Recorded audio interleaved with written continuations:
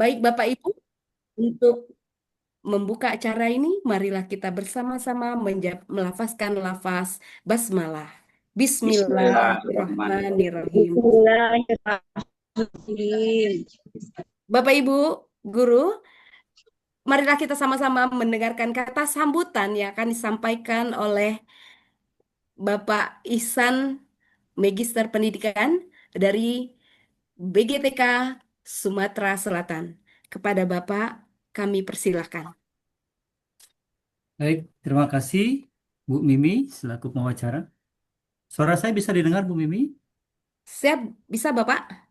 Iya. Bismillahirrahmanirrahim. Assalamualaikum warahmatullahi wabarakatuh. Waalaikumsalam warahmatullahi wabarakatuh. Yang sama-sama kita hormati narasumber utama pada malam hari ini adalah Pak Gede Mandera, SPDMT, yang sama-sama kita hormati Ketua PPSKI Sumatera Selatan, Ibu Rani ya, beserta jajarannya, Bapak Ibu, para peserta webinar malam hari ini yang kami banggakan. Puji syukur kita panjatkan kehadirat Allah Subhanahu wa taala. Alhamdulillah pada malam hari ini kita semua dalam keadaan sehat walafiat sehingga dapat mengikuti kegiatan webinar yang dilaksanakan oleh Perkumpulan Pendidik Sains Kimia Indonesia Provinsi Sumatera Selatan atau disingkat PPSKI Sumsel dengan tema implementasi STEM dalam kimia. Nah, ini pembelajaran STEM dalam kimia dalam rangka meningkatkan keterampilan abad 21 murid ya atau siswa kita. Bapak Ibu yang kami hormati, pertama kami sampaikan salam hangat dari Kepala BGTK Provinsi Sumatera Selatan, Ibu Dr. Randa Khorola Erma MIKOM. Beliau sebenarnya ingin juga hadir ya. Namun karena banyak kegiatan yang sedang dilakukan, beliau sedang perjalanan juga ke Jakarta. Kami diamanati untuk mengikuti menyampaikan pada pembukaan kegiatan webinar pada malam hari ini. Baik Bapak Ibu, webinar ini sangat penting ya buat kita selaku pendidik kimia. Saya juga selaku alumni dari pendidikan kimia FKIP Unsri ini angkatan 90. Ini Pak Gede ini senior kami ya. Pak Gede 87 kan Pak Gede ya? Iya, Nah, 8, kalau di aktifnya 92, Pak. oh ya ya, ha, ha, Dari ya. diploma dulu ya, 89, Pak. Oh ya ya benar-benar. Nah ini Bapak Ibu menarik sekali tema kita pada malam hari ini yaitu untuk pembelajaran STEM yang dalam rangka meningkatkan keterampilan abad 21 gitu ya. Nah di sini memang untuk pembelajaran STEM ini bukan yang baru banget Pak Gede ya, tapi ini sangat penting sekali ya kita ulas kembali. Dan memang ini selalu berkembang ya. Nah, pada pembelajaran STEM ini sangat sejalan sekali dengan pembelajaran yang sedang kita giatkan sekarang atau pembelajaran mendalam ya. Ini sangat mendukung sekali karena di pembelajaran STEM ini seperti kita pahami di pembelajaran mendalam bagaimana pengalaman belajar peserta didik itu tidak hanya berhenti di pemahaman konsep, pada pengalaman belajar itu sampai ke mengaplikasikan dan merefleksikan ya. Nah, sehingga kalau kita lihat dari STEM ini, maka ini sangat sejalan gitu ya. Untuk nanti bisa kita mendukung tercapainya atau terlaksananya pembelajaran mendalam, khususnya nanti di pembelajaran kimia gitu ya. Nah, Bapak Ibu yang kami hormati, malam ini nanti narasumber kita, Pak Gede Mandera, akan membahas tuntas ya bagaimana pelaksanaan pembelajaran STEM ini di kelas ya nanti untuk pembelajaran kimia di mana kita semua sama-sama paham STEM tentu bahasa singkatan dari Science, Teknologi, Engineering dan Matematik ya. Nah, dalam rangka nanti ini untuk mendorong ya atau memperkuat tercapainya nanti keterampilan abad 21 gitu ya. Nah, kalau kita lihat keterampilan abad 21 ini sebenarnya ini em, sudah sering ya kita bahas ya. Terutama di kompetensinya. Kalau di kompetensi untuk menyiapkan di abad 21 itu tentu dulu kita kenal dengan 4C ya. Bernalai kritis atau berpikir kritis, kemudian ada kreatif, kemudian komunikasi dan kolaborasi. Nah, itu kompetensi yang sangat penting nanti bagi anak-anak kita di dalam menghadapi tantangan ya di dunia nyata di abad 21. Juga dari sisi literasi dasar ya.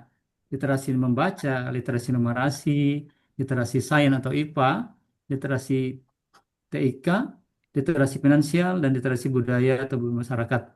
Dan juga dari sisi karakter, ini sangat penting untuk siswa kita dalam menghadapi tantangan ya di APA 21. Di antaranya rasa ingin tahu, inisiatif, gigih, mudah adaptif ya, kepemimpinan dan kepekaan sosial dan budaya. Nah, ini kemampuan karakter siswa menghadapi perubahan pesat pada lingkungannya. Nah, dalam rangka mencapai inilah juga sejalan dengan 8 dimensi profil ya yang akan kita capai itu dalam pembelajarannya, baik di intrakurikuler, ekstrakurikuler maupun kokurikuler. Nah, dengan pendekatan-pendekatan pembelajaran yang sudah kita terapkan ya, tentu salah satunya di antara adalah STEM. Nah, ini tentu nanti dengan pembelajaran STEM ini diharapkan anak-anak tidak hanya sebatas menguasai konsep, tapi bagaimana nanti mereka merancang, kemudian menerapkannya dalam tentu dalam mengaplikasikan sampai nanti dia merefleksikan dan mengevaluasi gitu. Nah, dalam pembelajaran kimia tentu kita sudah sangat paham ya bagaimana nanti pembelajaran kimia itu banyak sekali keterkaitannya itu nanti dengan teknologi, dengan engineering ya, dengan matematik. Nah, itu jadi STEM itu juga sangat cocok ya dengan pembelajaran kimia, gitu. Di mana dikatakan bahwa pendekatan dalam pendidikan di mana pembelajaran STEM ini, sains, teknologi, engineering, dan matematik ini terintegrasi dengan proses pembelajaran yang berfokus pada pemecahan masalah. Nah, itu untuk pemecahan masalah ya, dalam kehidupan sehari-hari maupun dalam kehidupan profesionalisme, nah, itu ya, profesional maksudnya ya. Nah, ini definisi dari Siamio STEM. Atau dikatakan juga pembelajaran STEM menunjukkan kepada siswa bagaimana konsep atau prinsip teknik sains, teknologi engineering, dan matematik digunakan secara terintegrasi untuk mengembangkan produk, proses, dan sistem yang bermanfaat pada kehidupan manusia. Nah, tentu ini sangat bermanfaat ya bagi siswa kita nanti kalau guru kita bisa mampu menerapkan pembelajaran STEM ini untuk nanti bekal ya mereka nanti dalam menghadapi kehidupan nyatanya. Kata kalau nanti untuk kimia SMA ya, tentu nanti dalam melanjutkan pendidikan ke pendidikan lebih tinggi atau nanti di masyarakat gitu. Nah, Bapak Ibu sekalian, kita bangga ya dari PPSK ini sudah menginisiasi untuk membahas pembelajaran STEM ini di mata pelajaran kimia, sehingga guru-guru kimia kita ya yang sudah hadir pada malam hari ini akan semakin nanti memahami dan bisa sama-sama berdiskusi bagaimana sih menerapkan pembelajaran STEM itu khususnya untuk di mata pelajaran kimia. Nah, secara singkat misalnya kita di pembelajaran kimia bagaimana tentang reaksi asam basa misalnya itu kalau diterapkan dengan pendekatan sistem seperti apa? Bagaimana situ konsep atau sainsnya di situ?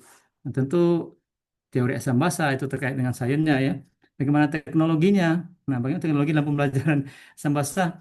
Tentu menggunakan mungkin HP sederhana untuk menggunakan foto warna dari perubahan warnanya atau dari teknologi untuk alat untuk mengukur asam basanya.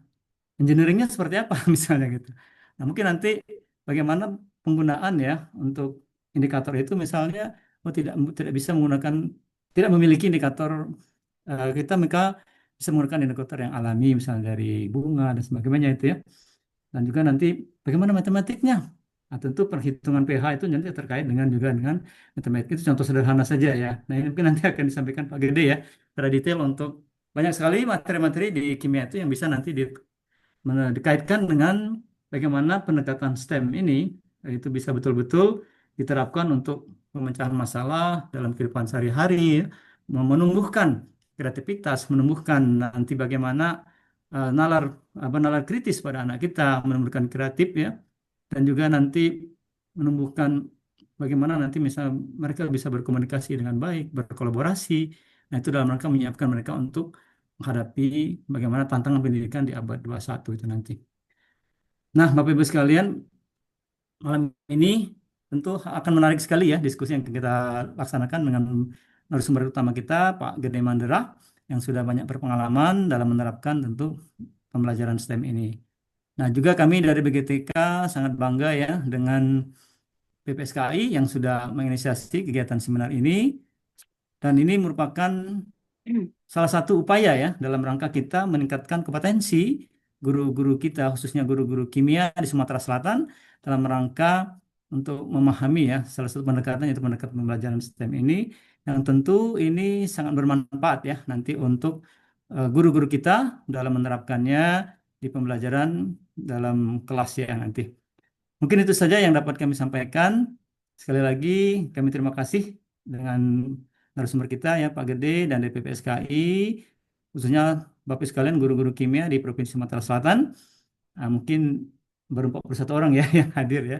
Nah, mudah-mudahan ini bermanfaat ya buat kita semua dalam nanti kita meningkatkan ya pembelajaran kita, pembelajaran kimia, juga dalam rangka kita mewujudkan tercapainya ya, terlaksana ya, bagaimana nanti pembelajaran mendalam itu juga akan sangat relate ya, sangat didukung dengan pendekatan pembelajaran STEM ini, di mana nanti anak-anak bisa sampai ke aplikasi dan bisa sampai ke refleksinya ya untuk materi-materi yang akan disampaikan dalam kimia. Apalagi ini nanti lintas mapel juga bisa ya untuk bagaimana STEM ini tidak mungkin tidak hanya satu mapel, bisa juga nanti lintas mata pelajaran gitu. Ya, ini berapa PPSKI luar biasa ya. Semoga nanti diikuti nanti dengan kegiatan-kegiatan berikutnya. PPSKI nanti akan selalu menginspirasi untuk guru-guru kimia khususnya di Sumatera Selatan. Nah, mungkin itu saja yang bisa kami sampaikan. Mari kita atas izin Allah SWT dan izin kita semua dengan melapaskan Bismillahirrahmanirrahim untuk webinar PPSKI pembelajaran STEM dalam rangka meningkatkan atau mendukung untuk tercapainya kompetensi APA 21 secara resmi kita mulai. Ya, kita buka ya. Terima kasih. Itu yang dapat kami sampaikan. Kami akhiri, mohon maaf jika ada kesalahan. Wassalamualaikum warahmatullahi wabarakatuh. Waalaikumsalam warahmatullahi wabarakatuh. Bapak Ibu guru, peserta webinar, saat ini tantangan terbesar guru kimia hari ini bukan cuma mengajarkan materi, tapi bagaimana materi itu membangun skill murid untuk masa depan. Bagaimana cara mengintegrasikan STEM, science, teknologi, engineering, and mathematics agar pelajaran kimia menjadi lebih hidup dan relevan dengan keterampilan abad 21. Bapak Ibu guru yang berbahagia, mari kita sama-sama mendengarkan materi dari narasumber kita malam hari ini yang terhormat Bapak I Gede Mandera, Magister Teknologi Teknik. Magister Teknik, maaf. Kepada Bapak kami persilakan. Baik, terima kasih. Assalamualaikum warahmatullahi wabarakatuh. Waalaikumsalam warahmatullahi Yang wabarakatuh. saya Waalaikumsalam hormati Waalaikumsalam Pak Iksan, warahmatullahi wabarakatuh. mewakili dari BGTK Sumatera Selatan, Ibu Rani sebagai Ketua PPSKI Provinsi Sumatera Selatan, Bapak Ibu peserta webinar malam ini dari berbagai daerah saya lihat ya, ada teman saya dari Padang ya, Bu Yulia, guru kimia hebat gitu. Kemudian ada dari NTT saya lihat tadi itu, ya dari Indi ya. Kemudian ada yang dari Jakarta. Ya. Ini ada juga tadi saya lihat ada Pak Pauji Rahman nih dari Kalimantan kalau nggak salah nih.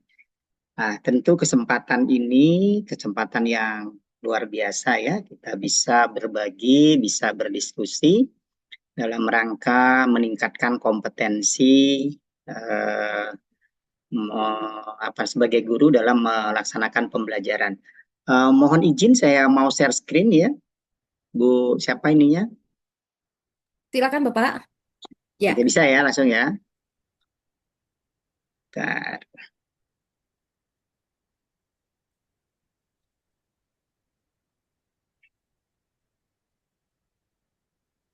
Apakah sudah Bisa, Bapak. tampil? Baik.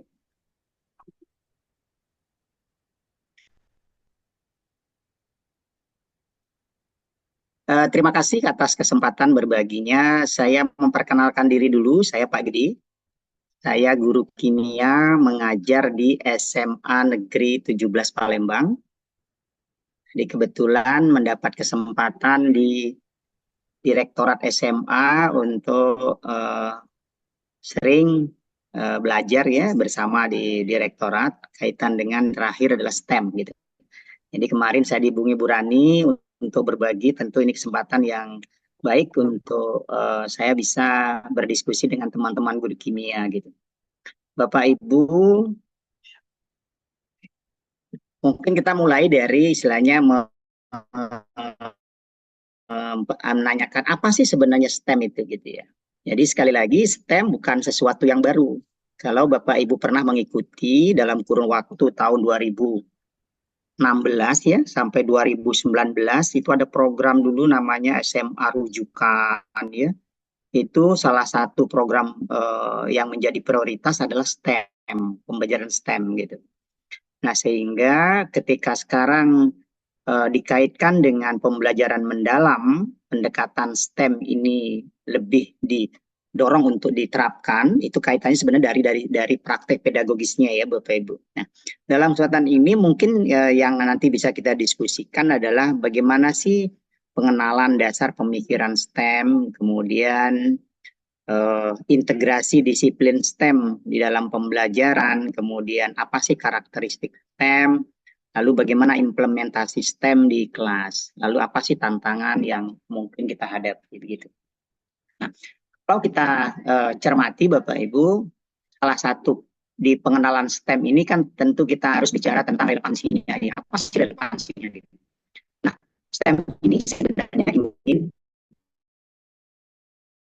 mengenalkan kepada peserta didik tentang praktik saintifik dan praktik engineering gitu ya. Di mana dalam pembelajaran siswa yang disampaikan Pak Ihsan tadi tidak hanya sekedar dia hafal gitu ya, tidak hanya sekedar dia paham secara konsep, tapi dia sampai mampu mengaplikasi bahkan merefleksi. Kemudian kalau bicara STEM itu integrasi yang beberapa disiplin ilmu, sains, teknologi, engineering, dan matematik. Ada juga nanti mengembangkan menjadi STEAM dengan menambahkan A. Bapak Ibu, teman-teman yang disebut dengan kolaborasi disiplin minimal 2 mata pelajaran saja sudah dapat disebut pendekatannya adalah pendekatan kolaboratif atau STEM. Gitu. Kemudian karakteristiknya itu juga disinggung oleh Pak Ihsan ya. Jadi di sini kalau karakteristik STEM itu berbasis proyek. Kemudian kontekstualisasi berdasarkan permasalahan yang ada di sekitar dan pembelajaran itu kolaborasi. Kemudian dalam implementasinya Bapak Ibu jangan terlalu berpikirnya rumit. Jadi salah satu tantangannya adalah bahwa teman-teman guru menganggap STEM ini rumit. STEM ini sangat sulit gitu. Nah, sehingga dari sisi sumber daya kita perlu memberikan pencerahan kepada guru bahwa STEM itu dapat dimulai dari permasalahan yang sederhana saja yang ada di sekitar kita gitu. Nah, sekarang kalau kita lihat dari integrasi disiplin STEM di SMA ya, khususnya di mata pelajaran kimia, kita bisa mengambil contoh. Kalau sains misalkan, itu kita bisa mengambil beberapa topik diantaranya tentang elektrokimia. Apakah nanti sel volta, kemudian elektrolisis, gitu. Kemudian teknologi, itu berkaitan dengan alat. Jadi alat yang kita gunakan untuk membantu memecahkan permasalahan. Kemudian engineering itu adalah merancang, desain, prototipe, yang intinya dalam aktivitas belajar melibatkan siswa merancang. Tentu ini erat kaitannya dengan pengalaman belajar di mengaplikasi gitu. Matematik kaitan dengan perhitungan, kaitan dengan pola, kaitan dengan bilangan gitu. Jadi sederhananya Bapak Ibu, STEM itu tidak hanya terfokus pada mata pelajaran IPA saja. Semua mata pelajaran yang bersifat dapat dibuktikan secara ilmiah kebenarannya itu disebut sains. Semua alat, baik itu alat yang berupa alat sederhana maupun alat canggih, itu disebut teknologi. Ketika ada aktivitas merancang, mendesain, membuat sebuah purwarupa atau prototipe, itu namanya engineering. Ketika di situ ada keteraturan, ada perhitungan, itu matematik. Kalau nanti mengintegrasikan bagaimana dalam merancang itu memperhatikan masalah keindahan, memperhatikan masalah kreativitas, itu ada art gitu. Nah, oleh karena itu yang perlu kita pahami terlebih dahulu bahwa di dalam pembelajaran STEM itu ya engineering-nya lah yang menjadi pengikat, ya, jadi pengikat menyatukan teknologi dan matematika. Nah, di dalam proses pembelajarannya itu menggunakan sebuah tahapan yang disebut dengan EDP, ya, Engineering Design Process. Yang mungkin kalau kita mendengarnya mungkin agak jarang, tetapi ketika kita lihat tahapan-tahapan yang digunakan, sebenarnya ini juga bukan sesuatu yang baru. Nah, apa sih definisi pembelajaran STEM? Tadi sudah disampaikan juga oleh Pak Aisan bahwa kata kuncinya adalah pembelajaran STEM itu mengintegrasikan ya beberapa disiplin ilmu. Dalam hal ini ada sains, ada teknologi, engineering, dan matematik. Fokusnya apa? Fokusnya adalah pemecahan masalah kontekstual dalam kehidupan sehari-hari. Kata kuncinya adalah STEM ini dilakukan dimulai dari adanya masalah. Ya, masalah bisa diambil dari masalah yang sederhana.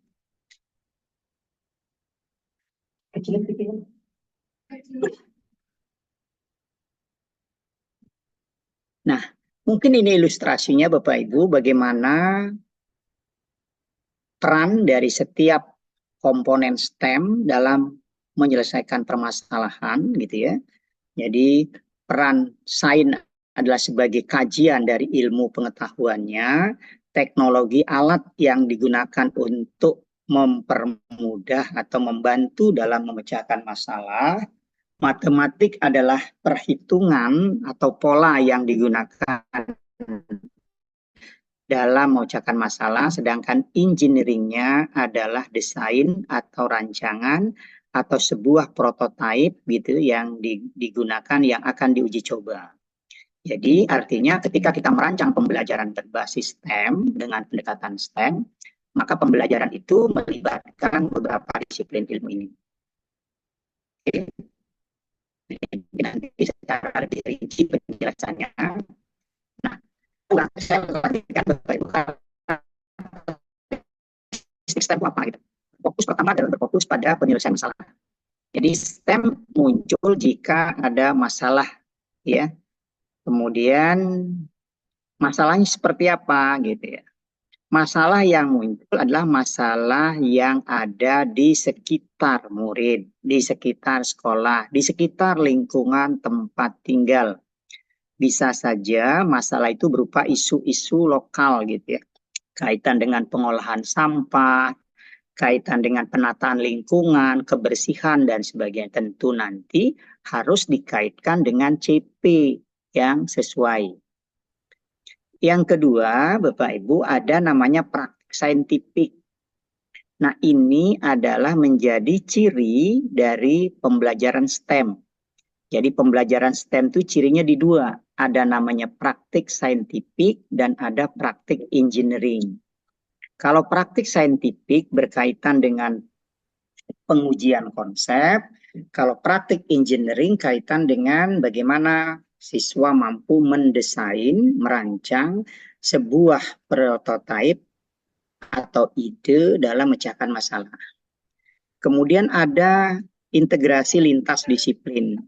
Nah, lintas disiplin ini itu mencakup sains, teknologi, engineering, matematik. Nah, sehingga kalau karakteristik STEM ini, Bapak Ibu, kalau tidak salah satu dari karakteristik ini ada gitu, maka Bapak Ibu dapat kita katakan pembelajaran itu adalah pembelajaran yang sudah memenuhi karakteristik STEM.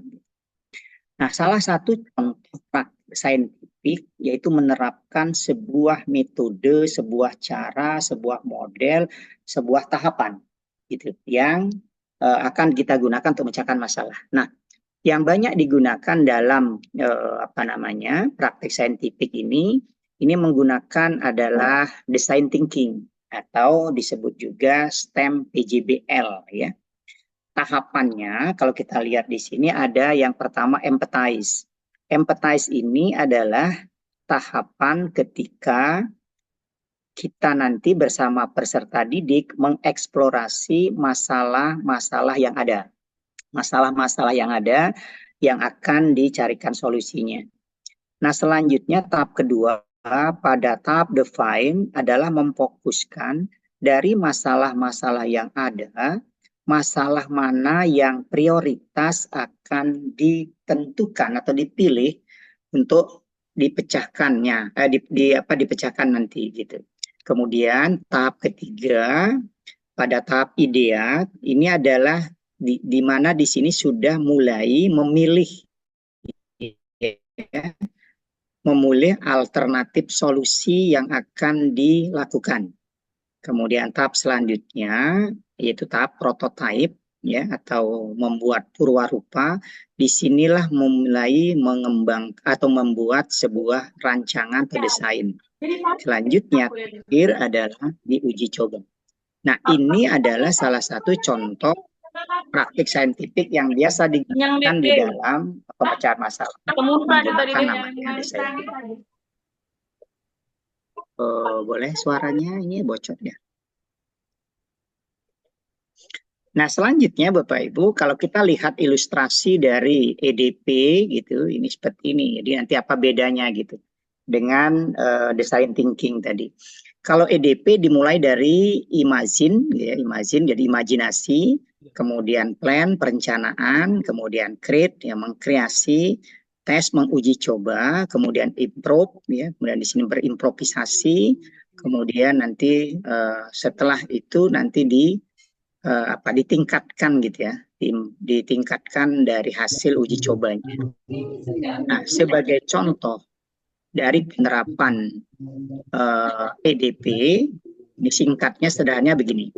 Dimulai dari mengajukan pertanyaan terhadap apa sih permasalahan yang ada. Gitu. Jadi mengajukan pertanyaan berkaitan apa masalahnya.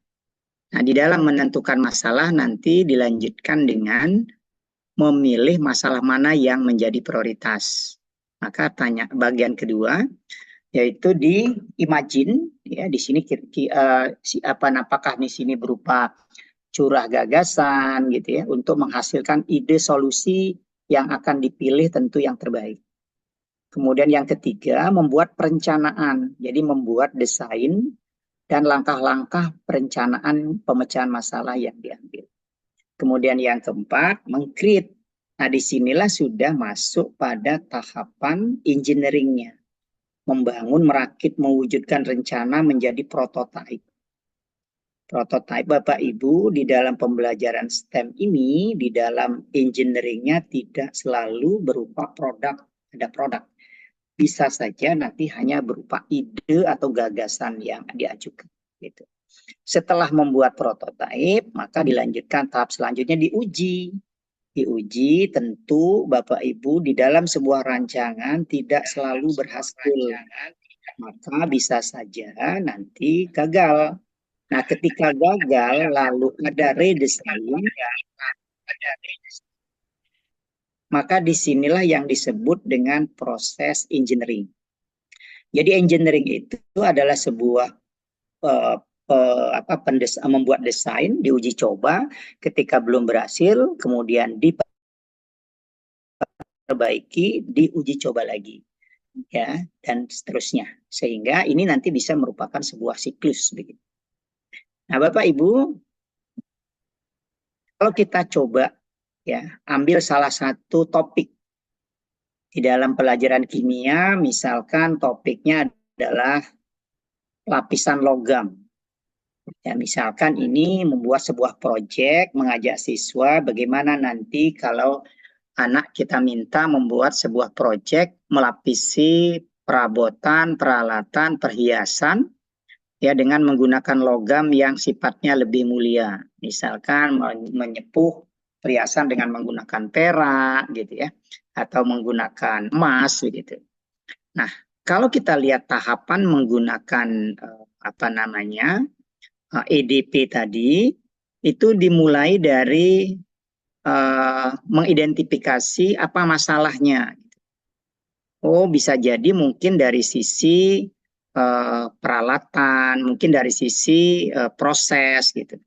Kemudian pada Imagine sudah mulai berbagi ide atau melakukan curah pendapat pada kegiatan belajar di kelas. Kemudian untuk menemukan ide yang terbaik. Lalu pada waktu merencanakan itu sudah pada tahap detail ya, menyusun rencana, memilih satu solusi terbaik. Jadi memilih solusi itu dari mulai ide, solusi, langkah-langkah apa yang akan dilakukan, dan akan langkah-langkah itu dituangkan, rencana itu dituangkan dalam sebuah desain atau membuat prototipe gitu. Setelah prototipe jadi, maka diuji coba. Kemudian dari hasil uji coba, apakah nanti akan diulang kembali ada pada proses perbaikan ataukah bisa disempurnakan gitu. Nah, sehingga kalau kita cermati di sini Bapak Ibu, pembelajaran project STEM ini idealnya tidak ada di bawah 4 kali pertemuan. Sehingga perlu mempertimbangkan materi mana yang akan dikembangkan menjadi project STEM, tentu materi yang cakupannya luas, alokasi waktunya banyak, kemudian ada permasalahan yang ingin dipecahkan gitu. Baik, nah sekarang saya akan masuk pada tahapan membahas bagaimana langkah-langkah di penerapan design thinking tadi Bapak Ibu. Nah, kalau kita lihat Bapak Ibu, dimulai dari melakukan pengamatan atau melihat situasi itu ya untuk menemukan apa sih masalahnya gitu. Nah, di sini sudah mulai proses side-nya Bapak Ibu. Jadi berkaitan dengan menentukan masalah ini berkaitan dengan capaian pembelajaran yang mana gitu. Nah, baru menentukan ide atau menentukan masalah apa sih yang paling prioritas akan dipecahkan. Itu sudah masuk pada tahapan yang kedua. Nah, pada tahapan ketiga, Bapak Ibu di sini, yaitu murid sudah melakukan eksperimen, jadi sudah melakukan uji coba ya. Kemudian lalu dilanjutkan mendesain solusi berupa langkah-langkah membuat sebuah prototipe gitu. Buat solusinya. Nah, disinilah proses engineeringnya Bapak Ibu, melibatkan ada teknologi gitu ya. Jadi pada saat membuat solusi akan dilanjutkan menguji ke sini. Nah, pada saat menguji jika ternyata berhasil, maka hasil ujinya dikomunikasikan. Jika belum berhasil, maka ada redesign, lalu dibuat solusi ulang, kemudian diuji, lalu dikomunikasikan. Inilah yang disebut dengan proses engineering. Ini merupakan ciri dari STEM. Gitu. Nah, Bapak Ibu, sekarang saya akan menjelaskan lebih spesifik perspektif STEM dalam kebijakan dan praktik sekolah. STEM itu dapat ditinjau dari 3 pendekatan. Pertama, STEM sebagai kerangka berpikir lintas mata pelajaran. Yang kedua, STEM sebagai pendekatan terpadu. 3, STEM sebagai mata pelajaran. Nah, untuk kesempatan ini saya akan membahas yang kedua, karena ini kita akan fokuskan pada pembelajaran kolaboratif. Kalau nomor 3 itu sudah dilaksanakan di beberapa sekolah, tetapi tentu ini memerlukan sumber daya yang memadai ya, gitu Bapak Ibu. Kalau nomor 1 hanya baru di kerangka berpikir saja. Gitu. Nah, selanjutnya STEM sebagai kebijakan itu dapat dikelompokkan menjadi 2. STEM sebagai pendekatan tertanam atau disebut embed, dan STEM sebagai pendekatan terpadu. Apa bedanya gitu? Untuk STEM yang embed ini sainsnya yang menjadi leader, sainsnya menjadi lead. Kalau saya mengajar kimia, maka saya sebagai lead mengajarkan topik tersebut dengan melibatkan ada teknologi, ada engineering, ada matematik. Artinya guru yang terkait mata pelajarannya tidak harus ikut masuk ke kelas, tetapi kita bisa berkolaborasi, membangun kemitraan secara kolaborasi untuk membantu memberikan wawasan atau dapat kita jadikan sebagai narasumber itu dalam memecahkan permasalahannya. Nah, sedangkan kalau pendekatan terpadu ini adalah seperti tim teaching, ya, jadi berkolaborasi begitu. Nah, untuk yang kesempatan ini saya akan bahas yang embed. Ketiga, step mata pelajaran yang betul berdiri sebagai mata pelajaran yang di dalamnya kolaborasikan dan memiliki kekhasan tersendiri. Gitu. Jadi, saya akan lanjutkan ini penjelasan yang sudah saya sampaikan tadi. Nah, apa sih tujuan pembelajaran STEM, Bapak Ibu? Jadi fokus dari tujuan pembelajaran STEM itu adalah meningkatkan kemampuan siswa menerapkan pengetahuan yang diperoleh. Ini kalau dalam pengalaman belajar itu masuk ke tahapan mengaplikasi. Untuk apa gitu ya? Untuk memecahkan masalah-masalah yang real ada di sekitarnya. Tentu harapannya setelah yang memecahkan masalah sampai mampu mengevaluasi proses belajarnya. Itu yang kita sebut pengalaman belajar merefleksi. Nah, untuk apa? Untuk menumbuhkan atau mencapai 8 dimensi profil lulusan. Ya. Nah, implementasi STEM perlu kita pahami bahwa implementasi STEM itu sebenarnya mudah, Bapak Ibu. Ya. Jadi kenapa mudah? Karena di sini fokusnya pada pemecahan masalah yang kontekstual, masalah yang ada di kehidupan sehari-hari. Kemudian murah karena dalam pemecahan masalahnya itu memanfaatkan alat dan bahan sederhana yang ada di sekitar. Nah, itu cirinya, jadi mudah, murah. Apa fokusnya? Yaitu menciptakan pembelajaran yang berkesadaran, bermakna, menggembirakan. Berkesadaran ketika dia tahu tujuannya, bermakna ketika dia tahu manfaat dalam kehidupan sehari-hari, menggembirakan ketika dia mampu menjawab tantangan dan merayakan keberhasilan belajarnya yang kita sebut dengan aha moment. Nah, bagaimana keterkaitan antara pembelajaran mendalam dengan STEM, Bapak Ibu? Jadi posisi STEM ini ada di kerangka pembelajaran, di kerangka pembelajaran. Nah, kalau kita mengingat kembali bahwa kerangka pembelajaran di pembelajaran mendalam itu adalah praktek pedagogis, lingkungan belajar, kemitraan, dan pemanfaatan digital, maka fokusnya ada di sini.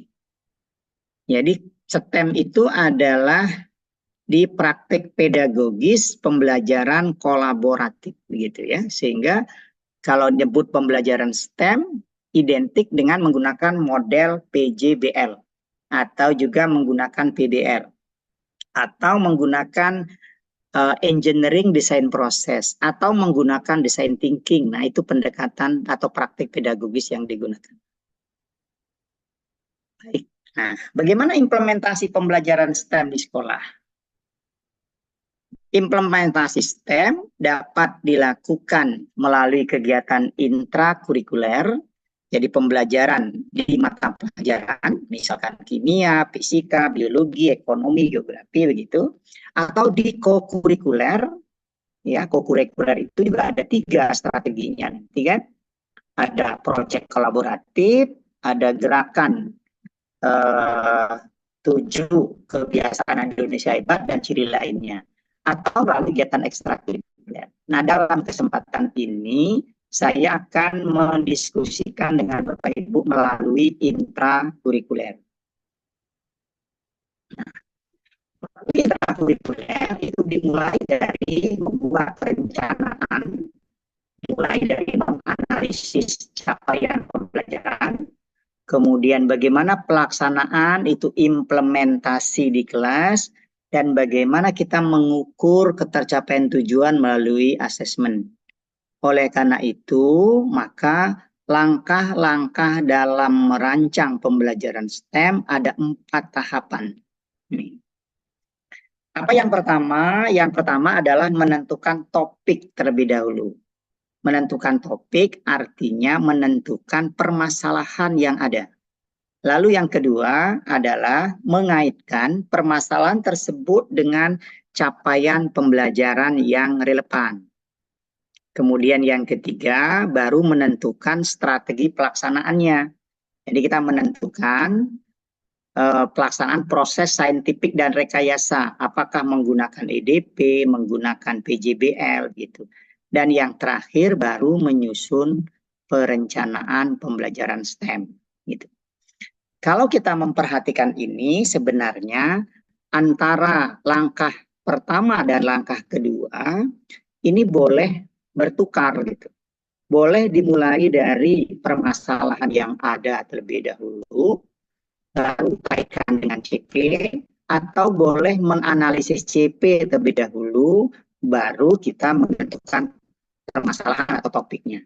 Sehingga kalau pada slide berikutnya seperti ini, jadi mulai dari topik, baru ke CP, atau dari sini, dari CP dulu, baru ke topik.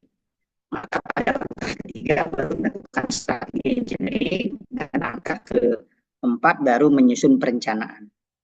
Contohnya kita ambil misalkan yang tadi sel elektrolisis. Misalkan dimulai dari permasalahan yang diajukan adalah bagaimana kita merancang sistem electroplating atau penyepuhan yang efisien untuk mendapatkan lapisan logam dengan ketebalan yang diinginkan dalam waktu yang minimal, jadi efektif gitu. Nah, setelah kita tentukan topiknya, topik itu berkaitan dengan CP-nya apa? Oh, CP-nya ternyata masuk di sel elektrokimia, gitu ya, menganalisis prinsip-prinsip elektrolisis dan reaksi redoks, baik reaksi katode maupun anode pada proses pelapisan logam, gitu. Nah, selanjutnya proses engineeringnya apa? Proses engineeringnya adalah murid merancang, merakit, dan menguji. Nah, di situ. Ya, sistem elektrolisis pada pelapisan logam. Apa fokusnya? Nah, fokusnya adalah mengoptimalkan desain yang sudah dibuat. Ya, untuk mendapatkan hasil yang yang terbaik begitu. Nah, kurang lebih begini langkah-langkah yang merancang pembelajaran STEM di SMA. Baik. Nah, selanjutnya Bapak Ibu kita mulai dari yang pertama ya, yaitu menentukan topik. Saat kita menentukan topik, maka perlu diperhatikan adalah topiknya itu yang diangkat adalah topik yang real yang ada di dekat dengan siswa gitu. Apakah masalah itu masalah di lingkungan sekolah, kemudian masalah di rumah gitu ya. Yang penting adalah masalahnya yang kontekstual. Yang kedua adalah masalahnya yang sederhana gitu. Jadi tidak harus langsung masalah jelimet karena yang kita latih adalah pola berpikir menggunakan STEM. Jadi yang dilatih adalah bagaimana peserta didik mampu menerapkan praktik saintifik dan engineeringnya gitu. Sehingga bisa dimulai dari yang sederhana dulu. Termasuk misalkan di sini Bapak Ibu masalahnya bisa dari beberapa tinjauan gitu ya. Jadi bisa dari masalah atau sebuah proyek yang sudah pernah dilakukan. Kemudian nanti kita bisa mengambil dari sisi yang lain gitu. Bisa mengangkat konten atau masalah kontekstual di sekitar murid. Kemudian atau bisa mengambil potensi yang dimiliki lingkungan sekitar sekolah maupun di rumah. Dari setelah itu baru menentukan dari masalah jadi tentukan kriteria dan batasan.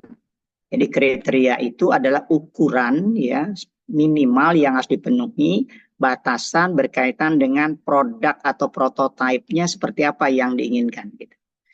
Sehingga kalau saya lanjutkan di sini, nah, disebut kriteria itu adalah spesifikasi yang diharapkan atau standar terukur yang harus dicapai.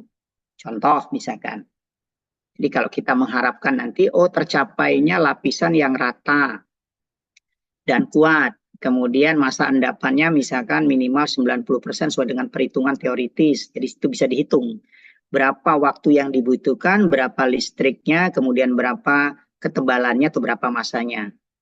Kemudian batasan misalkan waktu maksimalnya 20 menit misalkan yang dibutuhkan, jadi tidak terlalu lama. Kemudian bahan yang digunakan, larutan yang tersedia di laboratorium. Peralatannya juga peralatan yang tidak terlalu peralatan yang rumit begitu, atau alat yang kompleks gitu ya. Kemudian dan aman untuk digunakan, itu batasan gitu. Jadi pada waktu menentukan permasalahan, dilanjutkan menentukan kriterianya apa, kemudian batasannya apa. Hal ini dimaksudkan untuk melatih murid untuk bisa menentukan solusi yang paling optimal. Bapak Ibu, kalau kita mengingat kembali pembelajaran mendalam gitu ya. Nah, ketika anak diberikan ruang untuk melakukan sebuah kegiatan dengan tidak memberikan petunjuk prosedur secara urut, maka disitulah sebenarnya muncul kreativitas gitu. Sehingga pada proses pembelajaran STEM ini dihindari memberikan petunjuk yang rigid yang harus dilakukan dan sama setiap kelompok gitu. Jadi biarkan saja, tapi yang penting ada arahannya gitu ya. Bapak Ibu, coba tadi ya misalkan ini yang tadi sudah saya sampaikan. Jadi masalahnya, jadi menentukan masalah, kemudian kriteria dan batasan tadi sudah saya sampaikan. Nah, langkah yang kedua adalah menganalisis CP ya, yang untuk dapat diintegrasikan dengan komponen STEM. Pada prinsipnya begini Bapak Ibu. Dalam merancang pembelajaran STEM tidak boleh menyampingkan atau tidak memperhatikan CP gitu. Jadi CP ini wajib menjadi rujukan. Boleh dari masalah baru harus narik ke CP, boleh dari CP baru dikaitkan dengan masalah gitu. Yaitu prinsipnya gitu. Nah, selanjutnya Bapak Ibu, langkah yang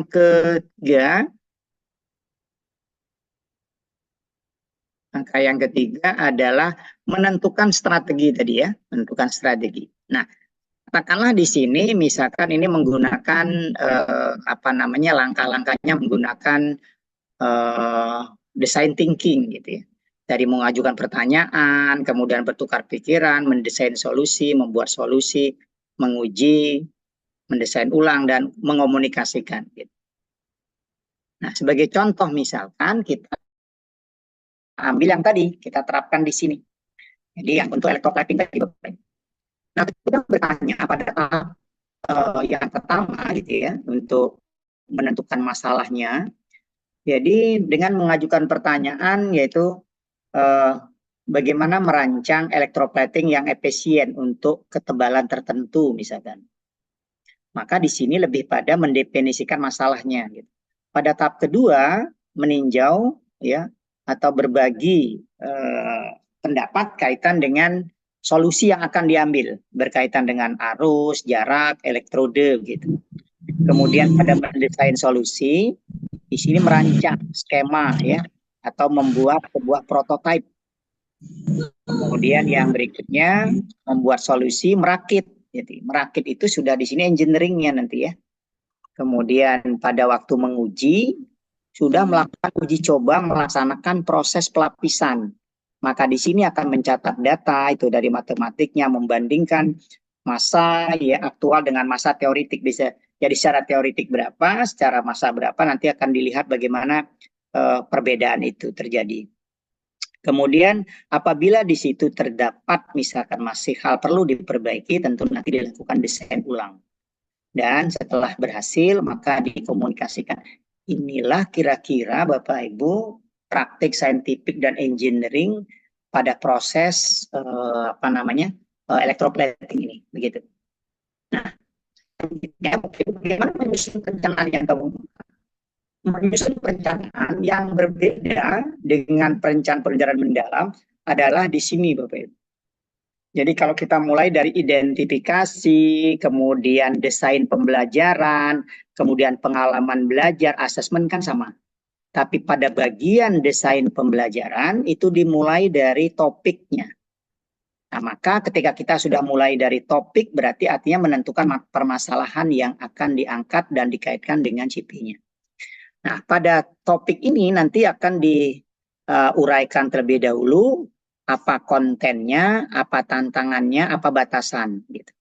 Kemudian pada tujuan pembelajaran ya di sini berkaitan dengan CP yang menjadi rujukan. Nah, integrasi komponen STEM diuraikan, side-nya apa, teknologinya seperti apa, engineering, matematiknya.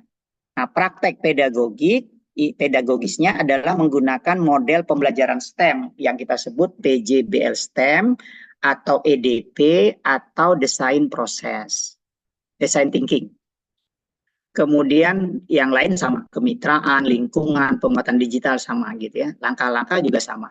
Apa yang terpenting Bapak Ibu, langkah-langkah pengalaman belajar itu adalah sebuah aktivitas sebuah aktivitas yang berurutan dari mulai memahami, mengaplikasi dan refleksi. Nah, sedangkan pada asesmen tentu kalau dia project asesmennya bisa melalui penilaian dari proses, dari presentasi maupun dari produk. Nah, begitu. Nah, sehingga Bapak Ibu kalau kita lihat ya, ini adalah di pembelajaran mendalam dan EDP-nya itu di sini. Di langkah-langkahnya itu jelas bahwa dia menggunakan sebuah tahapan menggunakan EDP, menggunakan PJBL STEM atau menggunakan design thinking. Nah, seperti apa contoh PP-nya, perencanaannya? Contohnya seperti ini Bapak Ibu. Nah, saya tampilkan dulu.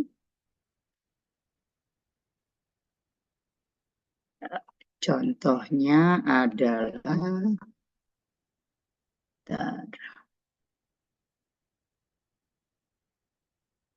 ini ketutup ya. Nah, ini Bapak Ibu. Apakah tampil Bapak Ibu ya? Muncul ya? Muncul, Bapak. Nah, ya ini.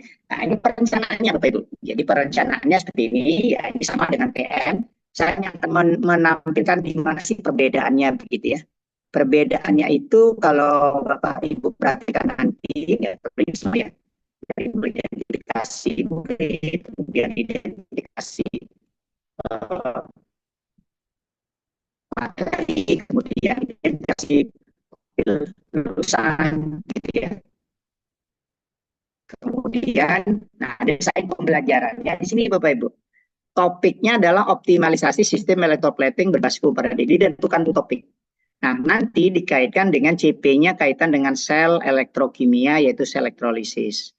Nah, kontennya bagaimana merancang dan mengoptimalkan sistem electroplating sederhana agar dapat melapisi benda logam dengan lapisan tembaga yang rata dan kuat. Nah, kriterianya itu di sini yang tadi sudah saya sampaikan ya. Jadi kriterianya itu adalah memberikan semacam kriteria itu ukuran gitu ya, ukuran minimal gitu. Dan juga memberikan batasan waktu, bahan, alat gitu. Kemudian tujuan pembelajaran, murid mampu menganalisis. Nah, ada baiknya Bapak Ibu indikatornya ini dituangkan dalam sebuah rumusan yang mencakup memahami, mengaplikasi dan merefleksi gitu. Jadi kalau kita lihat di sini memformulasikan itu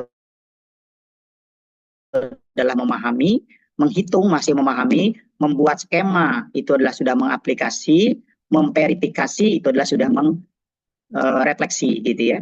Nah, di sini Bapak Ibu sainsnya adalah prinsip elektrolisis, teknologinya menggunakan power supply, kemudian ada timbangan gitu ya. Kemudian engineeringnya rangkaian sel, kemudian matematiknya adalah perhitungan dan bukan paradigma. Itu kalau benar yang pertama adalah berkaitan dengan desainnya. Kemudian paket pedagogiknya ini menggunakan project based learning PJBL STEM. Apakah nanti Bapak Ibu menggunakan PJBL-nya Laboeras atau PJBL-nya Lukas gitu, atau menggunakan EDP langsung Bapak Ibu. Nah, kemitraan saya kira tidak berbeda ya. Nah, pengalaman belajarnya Bapak Ibu kita bagi menjadi 4 tahapan ini. Pertemuan 1 135 menit itu 45 kali 3 GP gitu. Jadi saya mengemasnya ini menjadi 4 kali pertemuan karena 1 minggu 5 JP maka kurang lebih 2 minggu. Nah, Bapak Ibu, saya untuk memunculkan prinsip pembelajaran pada aktivitas pembelajaran itu saya menggunakan namanya Golden Circle. Golden Circle adalah sebuah pendekatan ya dengan mengajukan pertanyaan yaitu why, how, dan what. Why itu berkaitan dengan mengapa penting, itu untuk membangun bermakna. How, bagaimana kita melakukannya, itu berkaitan dengan aktivitas cara, itu berkaitan dengan menggembirakan. Kemudian what, apa yang akan dipahami, itu berkaitan dengan tujuan untuk membangun berkesadaran. Begitu. Nah, selanjutnya, itu sifatnya itu mengusulkan isi. Ya, di kegiatan inti. Nah, artinya itu hanya mengusulkan saja. Artinya terdiri dari penentuan pertanyaan, ya, guru menyajikan masalah kontekstual, dan ada kriterianya, batasannya, dan seterusnya. Kemudian bila diperlukan, ini dilakukan asesmen awal, gitu. Kemudian barulah nanti menganalisis prinsip elektrolisis, bagaimana reaksi redoks, reaksi di katode, di anode itu di pertemuan pertama. Selanjutnya di pertemuan kedua sudah masuk mengaplikasi. Mengaplikasi kegiatannya adalah mendesain perencanaan proyek. Ya, ini menggunakan EDP di plan-nya ini. Yaitu di sini sudah mendesain dengan mulai membuat perhitungan bagaimana untuk mencapai endapan nanti minimal 90%. Jadi menghitung arus yang digunakan berapa gitu. Nah, selanjutnya merancang skema, ya, membuat jadwal. Nah, pada pertemuan ketiga masih mengaplikasi lanjutan ini. Lanjutan di sini sudah melakukan proses merakit. Ya, merakit itu artinya sudah membuat prototipe, kemudian nanti setelah kemudian mencatat datanya gitu ya, mengevaluasi. Nah, di pertemuan keempat baru refleksi. Disinilah dilakukan analisis data uji coba. Jadi uji cobanya tadi sudah dilakukan di pertemuan ketiga. Di pertemuan keempat dilakukan analisis dan evaluasi. Ini tahap refleksi. Dan bagian terakhir adalah asesmen. Nah, ini nanti dilengkapi dengan gambar kerja untuk memfasilitasi kegiatan siswa di setiap pertemuan. Nah, seperti itu kurang lebih Bapak Ibu. Maka kalau saya tunjukkan terlebih dahulu format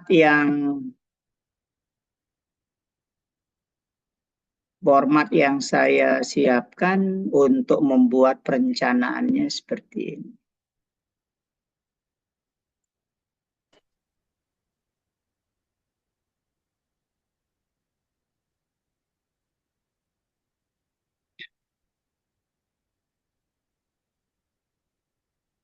Nah, seperti ini Bapak Ibu. Ini perencanaannya, itu saya siapkan untuk Bapak Ibu nanti. Nah, ini tinggal istilahnya menyesuaikan saja. Ya, ini sudah komponen-komponen yang harus Bapak Ibu isi. Tentu didasarkan atas nanti pilihan tentang topik yang akan Bapak Ibu pilih. Nah, begitu. Nah, kemudian ini topik yang sudah saya coba telah, gitu ya. Ada beberapa.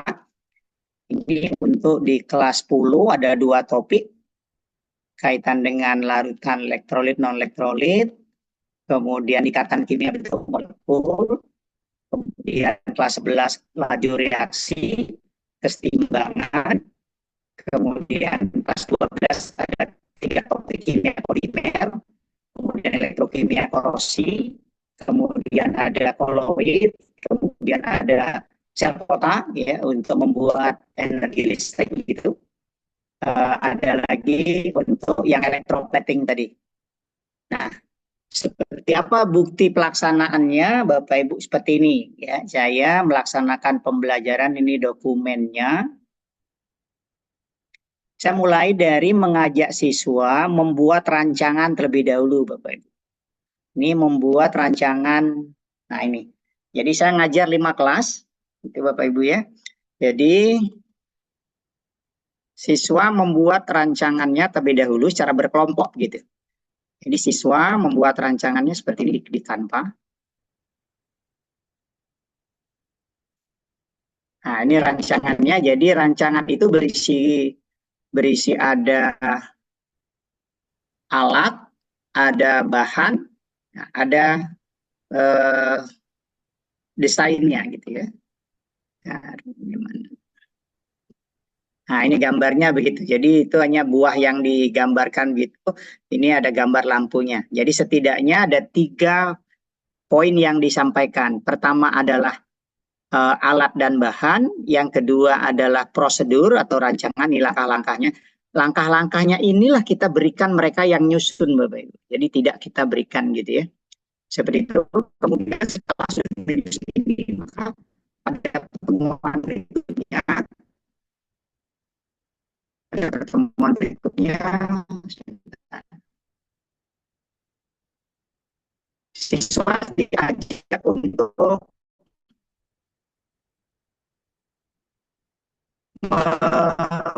membuat. Nah, di sini jadi setelah sudah membuat, kemudian siswa mengumpulkan dari hasil pengerjaannya gitu. Nah, di sini ada videonya, Bapak Ibu. Seperti itu. Jadi mereka membuat laporannya dalam bentuk membuatkan video, nanti akhir membuat laporan. Nah, kalau saya tampilkan saja yang ini ya, Bapak Ibu ya. Ini adalah dari nah ini. Nah, tutup aja dulu. Nah, ini adalah dokumentasi pelaksanaan saya ngajar di kelas menggunakan STEM.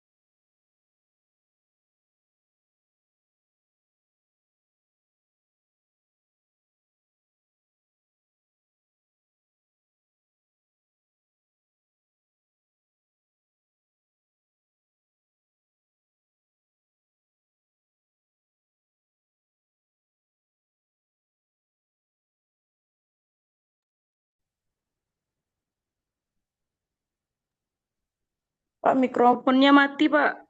Nggak kedengaran. Mohon maaf, Pak. Gede suaranya di unmute tadi. Yang ini ya, hostnya yang nge-mute-nya ya kayaknya ya. Saya termute kayaknya. Oh, Gimana, udah kedengaran belum? sudah Ah kedengaran. iya, tadi saya lihat ada tulisan tuh host mem-mute gitu ya. Oke, udah apa, kita lanjutkan saja Bapak Ibu. Ini contoh-contoh dari dokumennya ya.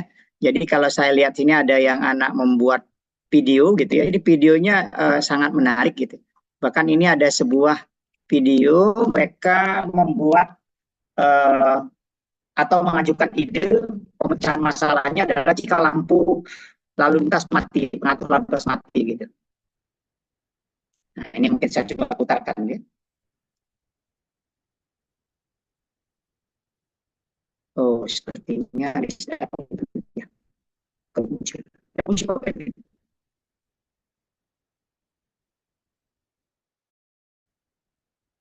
Oh, ini. Apakah ada suaranya?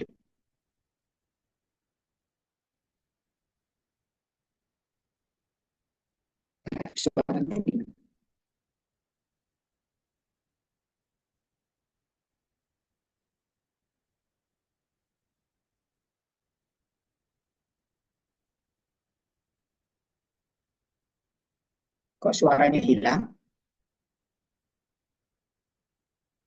Ini ada suara harusnya. Iya, belum kedengaran, Bapak. Iya, ini ada suaranya. Ntar saya di mana suaranya kok hilang ya? Oh, Sebentar, ini di speakernya udah maksimal. Oh, sebentar. Oh, ini kayak ada ya suaranya ya Bapak Ibu. Ada Pak, sudah. Nah, ini salah satu kelompok Bapak Ibu ya. Idenya kreatif. Jadi dia membuat sebuah pencari masalah jika lampu lalu lintas mati gitu.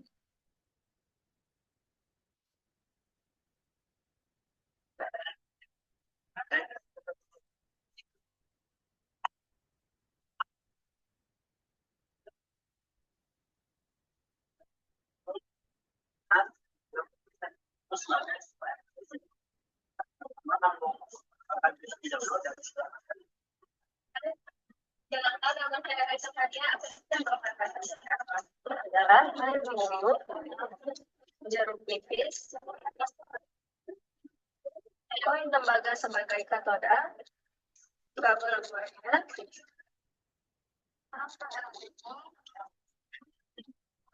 paku sebagai anoda.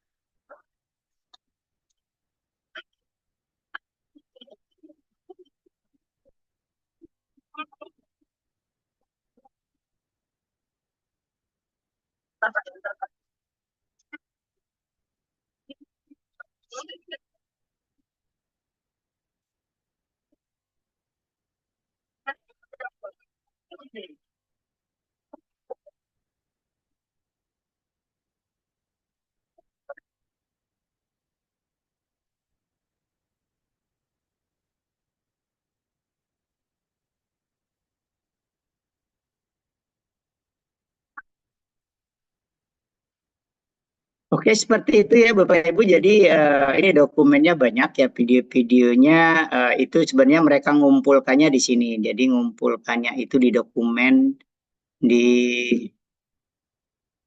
pembelajaran kimia di rancangan ini.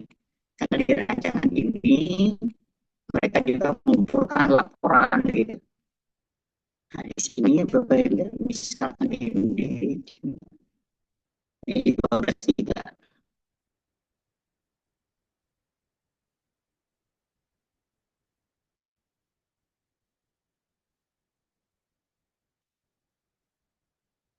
Nah, di sini Bapak Ibu ada video, kemudian ada link laporan ini. Di sini ada link video, ada link laporan, gitu. ada ada link desainnya. Gitu. Sini desainnya di video, di laporan. Gitu. Jadi kalau saya klik fotonya, dan internet kita pulang aja.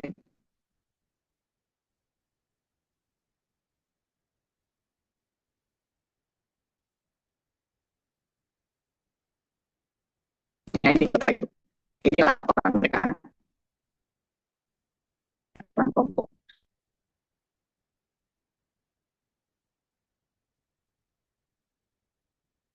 Wah, internetnya kurang kencang ini, muter-muter dia. Nah, begini Bapak Ibu. Nah, ini laporan dari kelompok mereka. Nah, ini Bapak Ibu ya, ini pengerjaannya. Jadi bukan hanya satu jenis buah yang mereka kerjakan. Ini ada menggunakan buah nanas, buah timun, ada kombinasi gitu. Dan semuanya berhasil gitu ya. Nah, ini pembahasannya gitu. Nah, jadi pengukurannya bisa menggunakan alatnya, teknologinya itu menggunakan alat berupa lampu LED, juga menggunakan voltmeter. Gitu. Nah, seperti itu mungkin Bapak Ibu yang dapat saya sampaikan. Jika Bapak Ibu ada yang ingin ditanyakan, ingin dikonfirmasi, saya persilakan. Sementara saya akhiri dulu. Assalamualaikum warahmatullahi wabarakatuh. Waalaikumsalam warahmatullahi wabarakatuh. Luar biasa materi yang disampaikan oleh eh, narasumber kita, Pak Gede, bahwa implementasi STEM itu ternyata Bapak Ibu tidak serumit yang kita pikirkan. Ternyata yang sudah disampaikan oleh Pak Gede bahwa STEM itu dimulai dari pemecahan masalah kontekstual dan alat yang digunakan itu bisa kita manfaatkan alat dan bahan sederhana yang ada di sekitar kita. Baik, Bapak Ibu, kami sesi selanjutnya adalah kami berikan kesempatan kepada Bapak Ibu yang akan memberikan pertanyaan kepada narasumber kita. Silakan raise hand langsung saja, open mic-nya. Kami persilakan perkenalkan diri dari nama dan dari asalnya. Silakan Bapak Ibu.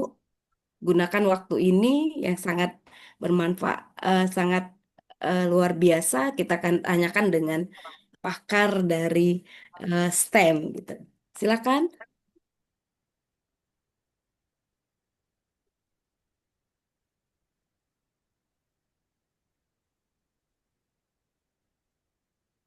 Silakan Bapak Ibu, jika Silakan. ada yang ingin ditanyakan begitu. Baik Pak Gede, kalau begitu kalau kita mau mengimplementasikan STEM, berarti artinya kita harus menganalisis CP-nya dulu ya Pak. Apakah nanti Baik, kita bisa ya. Jadi kalau Bapak Ibu sudah punya panduan pembelajaran kimia, itu sebenarnya di dalam uraian materi esensialnya sangat jelas gitu. ya? Jadi kalau kita misalkan nanti minta ide gitu, bagaimana kita membuat ide itu bisa dari materi esensial itu bisa kita ambil. Jadi intinya bisa dari permasalahan kontekstual kaitkan dengan CP atau dari CP kita cari permasalahan apa yang ada gitu. Baik. Seperti itu. Artinya gini Pak, tidak semua apa ya konsep ataupun pokok bahasan yang kita bisa stemkan gitu kan Pak. Kita harus Betul, menganalisis ya. dengan CP-nya Jadi dulu. dia punya karakteristik, Ibu. Ya, Punya karakteristik yang apa namanya yang kita bisa buat pembelajaran STEM. Tentu ini fokusnya kan sebenarnya melatih peserta didik untuk apa namanya bernalar kritis begitu ya, kemudian melatih kreativitas, kolaborasi, kemandirian begitu. Oh, ini kan ke situ. iya. Baik Bapak. Sambil menunggu Bapak Ibu guru, silakan yang kalau ada pertanyaan atau kalau boleh di kolom chat boleh dituliskan nanti saya Oh di ya, boleh di bacakan. sini. Ya, Iya. Selain kalau misalnya sambil menuliskan, silakan. Kalau saya lihat stem ini, oh ada satu Bapak, Pak Asari boleh silakan. Pak Asari Pupanosa, silakan Bapak. Oh ya, silakan Pak Sari. Ini teman dalam Baik, kolaborasi ini Pak Sari Iya, nulis soal dulu. baik. silakan Terima Pak. kasih Bu Mimi, Pak Ya, Gede. Pak Gede, mohon maaf saya off cam Pak ya, karena lagi Udah apa Pak? ada Ya, kegiatan. oke. Ya. Eh, Pak Gede, jadi dari pemaparan Pak Gede tadi luar biasa Pak ya. Jadi ternyata STEM itu tidaklah sesusah yang dipikiran orang banyak gitu. Karena memang sulitnya itu Pak, pemikiran teman-teman ini termasuk saya gitu.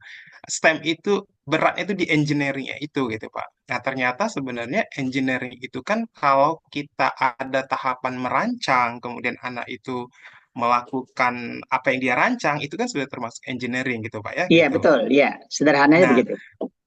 iya, berdasarkan pengalaman yang sudah Ari lakukan, Pak, gitu. Jadi memang seperti yang Pak Gede tampilkan tadi, ketika kita memberikan ruang anak untuk merancang eh, LKPD kalau kita guru kimia gitu, Pak. Tapi anak itu kan dia merancang apa yang akan dia lakukan. Itu ternyata memang rancangan mereka itu luar biasa gitu, Pak. Nah, jadi hasilnya itu kadang di luar ekspektasi kita gitu.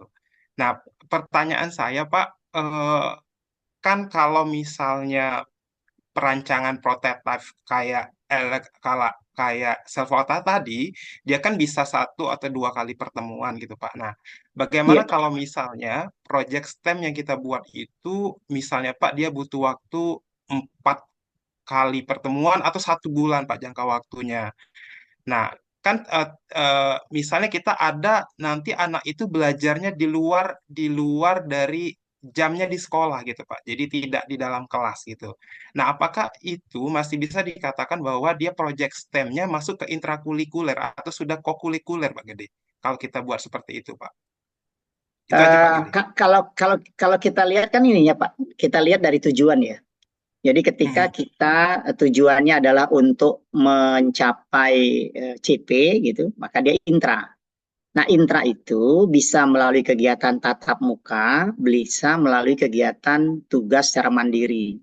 Jadi Hmm. kalau dalam pengerjaan proyek dia merupakan sebuah rangkaian mengerjakannya di rumah, mungkin di luar waktu, itu masih dalam rangkaian kegiatan intra, Pak Arif. Ya, Oke, Pak Gede. Ya, jadi itu bukan berarti core masih ya. intra, Pak ya. Ya. Iya, iya. Tinggal nanti paling controlling tugasnya saja, Pak ya. Mungkin bisa pakai Google Google Doc atau Ya, seperti itu, kalau Pak itu ya. kan teknis ya, Iya, iya. teknisnya gitu. Mm. Oke, oke. Terima kasih, Pak Gede. Baik, yang terpenting Bapak Ibu, penilaiannya itu harus disesuaikan dengan apa namanya tujuan yang ingin dicapai gitu. Jadi kalau project maka mungkin kurang tepat kalau kita menguji tes tertulis gitu. Jadi yang diuji adalah bagaimana dia mulai dari dia bekerja dalam kelompok, kemudian dia mempresentasikan, lalu dia nanti apa namanya merefleksi gitu, maka penilaiannya bisa melalui penilaian produk, penilaian presentasi, penilaian observasi begitu.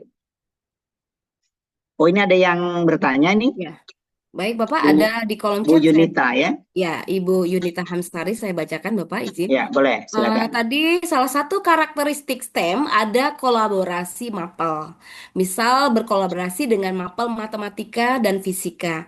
Apakah guru mapelnya wajib hadir saat jam kimia atau atau tidak terikat dengan jam pembelajaran? Itu seperti apa, Bapak? Oke, Bapak Ibu, kalau kita menggunakan sistem yang eh, STEM sebagai pendekatan apa namanya pendekatan, lalu kita menggunakan yang embed, embed itu ada yang lead gitu, maka guru mata pelajaran fisika dan matematika tidak harus ikut hadir di kelas mengajar. Cukup dengan berkolaborasi saat diskusi dengan guru kimianya.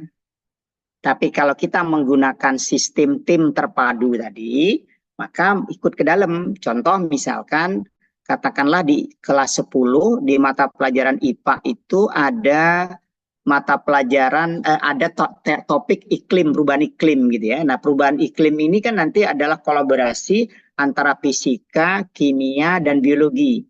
Jika itu nanti dijadikan STEM, maka dia akan masuk secara bersama-sama dalam sebuah tim teaching. Karena di situ tidak ada yang ngelit, semuanya akan ngajar gitu. Tapi kalau kita mengambil sebuah tema topik tertentu di mana yang dominan adalah mapel kimia, maka kimia yang ngelit. Kalau yang dominan fisika, fisikanya yang ngelit gitu. Seperti itu. Baik, Bapak, artinya kita lihat juga kita mau pakai yang mana, apakah yang embed atau yang terpadu, seperti itu ya, Betul, Bapak ya, ya. ya lihat. Maka itu kan di apa namanya kita harus menentukan dulu tadi kan. Gitu. Baik, Bapak, masih ada yang raise hand, kita persilakan. Boleh ya, Silakan silakan. Ibu Julianti Hasibuan, teman saya. Silakan Bu Juli. Ya, terima kasih sama ini Bu Mimi dan juga Pak Gede. Eh, Mungkin yang mau saya tanyakan ini Pak, apakah STEM itu harus kita berdasar dari masalah atau kita bisa membuat mengkreasikan sesuatu yang baru gitu Pak? Jadi tidak harus dari masalah tapi membuat yang baru tapi dengan STEM gitu. Bagaimana menurut Bapak? Terima kasih Pak. Kalau kita lihat alurnya ya Bu ya, kita bisa Ya. mulai dari topik atau masalahnya dikaitkan dengan CP-nya. Kemudian bisa juga kita milih CP dulu. Ketika kita memilih CP tertentu, oh ini kalau kita kaitkan dengan permasalahan yang ada, apa sih masalahnya gitu. Jadi yang terpenting adalah CP dan masalah ini dua-dua harus muncul dan mana yang mulai duluan tidak masalah. Oh Gitu. iya. Karena ketika tidak ada permasalahan itu tidak perlu dilakukan STEM. Oh iya, terima kasih Pak. Ya, Gitu. ya. Ya. Sip. Baik, terima kasih Mbak Juli. Silakan Bapak Ibu yang masih bertanya, atau kalau mau di kolom chat nanti saya bacakan. Jadi, Oh ini ada bagi, pertanyaan Bu ya, dari Pak Kadek ini ya. ya ada dari Pak Kadek Yoga Pradina. izin Bapak bertanya, saat mengaplikasikan pembelajaran STEM, kendala apa yang sering dihadapi baik dari siswa? Mungkin bisa berbagi cara-cara mengatasi kendala tersebut. Silakan Bapak. Pertama, kalau yang saya lihat dari teman-teman itu berpikirnya sudah dari awal menganggap STEM itu sulit, rumit, membutuhkan waktu panjang, dan khawatir murid tidak paham materi gitu. Nah, pertama kita memberikan ruang kepada siswa untuk mengeksplor kemampuannya, kreativitasnya, dan disitulah sebenarnya kita melatih mereka untuk bernalar kritis, kemudian kreativitas, berkomunikasi, kolaborasi gitu. Maka bagaimana caranya? Bapak Ibu jangan seperti kita dulu waktu sekolah. Diberikan LK, LKS, ada di situ udah runut kan? Ada alat, ada bahan, ada prosedur, ada urutan kerja, langkah kerja gitu. Sehingga kita dengan kelompok lain, kelompok kita dan kelompok lain, hasilnya harus sama gitu. Sehingga kalau tidak sama pasti salah gitu kan. Nah, itulah yang kita hilangkan. Maka dalam merancang pembelajaran ini, dari mulai dia merancang itu sudah mereka yang sudah harus menemukan ide kreatif yang akan dilakukan untuk dirancang pemecahannya begitu. Sehingga apa yang perlu kita lakukan? Pertama, fokuslah masalah dulu gitu. Masalahnya bagaimana? Tidak harus yang rumit, yang rumit. Kemudian alatnya juga begitu, alat yang sederhana gitu. Saya pernah yang STEM yang saya lakukan itu Bapak Ibu, alat-alat yang digunakan anak ada yang menggunakan paku, ada menggunakan koin, kemudian ada menggunakan lempeng tembaga gitu. Dan itu tidak harus beli gitu ya. Nah, itu maksudnya menggunakan alat yang ada. Kemudian bahannya buah apa saja? Ya tidak kita tentukan. Kamu boleh bawa buah jeruk, kamu bawa nanas, buah pisang, buah apel, dan justru saya tidak saya tidak menduga bahwa mereka itu berpikir memadukan gitu. Saya pikir sudahlah pakai jeruk saja, kelompok ini, kelompok lain mau mangga saja, kelompok lain pakai tomat. Oh, ternyata mereka punya ide gimana kalau digabung gitu. Terus dia coba lagi, kalau ini berapa sih minimal buah yang bisa menghasilkan lampu menyala. Dia coba 3. Pas kali gimana kalau 2? Oh, nggak nyala. Oh, berarti 2 nggak bisa gitu. Kemudian ditambah lagi dan seterusnya. Bagaimana kalau logamnya ditambah? Oh, ternyata dia bisa ngitung. Kalau ada berapa pasang elektrode, dia hitung secara teori berapa, kemudian hitung dengan alat berapa gitu. Nah, disitulah sebenarnya muncul kreativitas gitu. Artinya, Bapak Ibu, kita jangan khawatir bahwa anak itu tidak paham gitu. Jangan. Justru mereka itulah yang punya keinginan mencoba begini. Kalau saya sih lebih banyak istilahnya memberikan arahan ya, mengarahkan saja begitu. Dan justru setelah mereka belajar, setelah saya berikan ruang untuk mempresentasikan itu, wah keren sekali memang. Oke, ini silakan ada lagi Bu, pertanyaan ini ada dari Bu Yulia ini, Baik, teman Bapak saya ada dari Padang. banyak dari chat ini kayaknya Bapak. Datang dari Ibu Yulia Sari. Assalamualaikum Bapak. Apakah anak diperbolehkan mencari sumber dari internet untuk diskusi tentang langkah kerja, bagaimana mengorganisirnya seperti itu. Langsung yang kedua ya Pak, langsung aja. Iya, oke. Adakah sumber referensi standar baku percobaan yang perlu dilakukan di sekolah, di mana standar ini bisa mencakup percobaan yang berbasis STEM maupun percobaan non-STEM, sehingga seluruh sekolah memiliki acuan yang seragam dalam pelaksanaan pembelajaran praktik. Sehingga dengan adanya standar tersebut, kita bisa memastikan kualitas pembelajaran lebih merata, terukur, dan sesuai kebutuhan kurikulum. Itu bagaimana Bapak? Silakan. Baik, saya mulai dari menjawab pertanyaan Ibu Yulia Sari. Ya. Yang ditanyakan adalah boleh nggak siswa mencari dari internet? Gitu. Sangat boleh, Bu. Jadi saya berikan ruang mereka untuk memanfaatkan teknologi digitalnya, pemanfaatan digital untuk mencari sumber. Gitu. Yang tidak boleh adalah betul-betul dia tidak mengolah. gitu. Jadi yang saya latih mereka mencari lalu menggunakan itu harus diolah. Artinya disitulah peran kita memberikan pertanyaan-pertanyaan pemantik dari apa yang dia dapat, dia paham nggak gitu. Nah yang berikutnya eh, yang terpenting sebenarnya begini kalau menurut saya yang pertanyaan yang berikutnya itu yang Bu Hasni ya. Kita tidak usah harus seragam ya. Jadi saya lebih cenderung malah yang penting pertama kita tahu karakteristiknya dulu ya. Karakteristik belajar STEM seperti apa? Tadi kan didasarkan masalah, ada kolaborasi, kemudian ada pemecahan masalah yang kontekstual, misalkan gitu.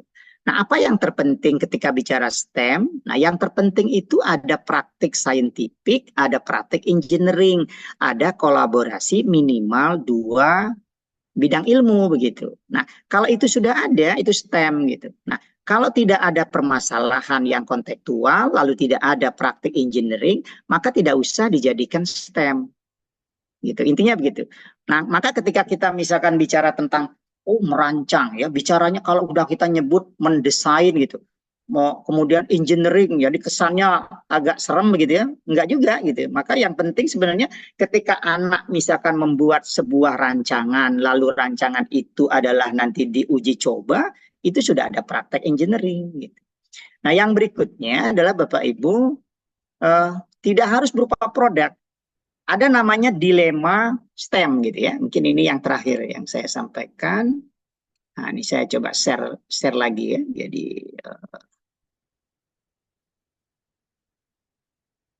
oke. Nah, sehingga nanti Bapak Ibu ada alternatif. Bagaimana kalau misalkan tadi pertanyaan tidak ada permasalahan kontekstual gitu. Jadi untuk mata pelajaran yang apa namanya? Mata pelajaran yang lain gitu, itu bisa menggunakan namanya adalah dilema STEM, Bapak Ibu. Sebentar. Nah, di sini. Nah, ini ada namanya dilema STEM. Gitu.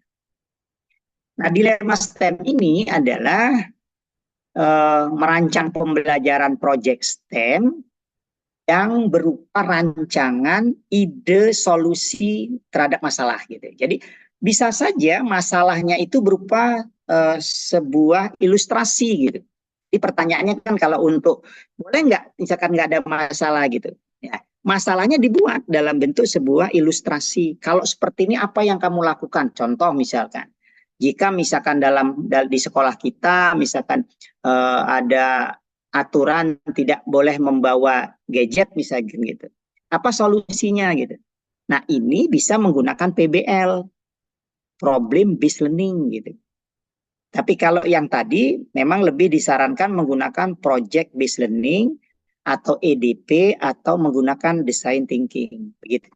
Nah, itu mungkin ya. Jadi Bapak Ibu dari pertanyaan tadi kita lebih fokus ke karakteristik dan ciri gitu saja. Mungkin itu, Bu. Ya, baik Bapak.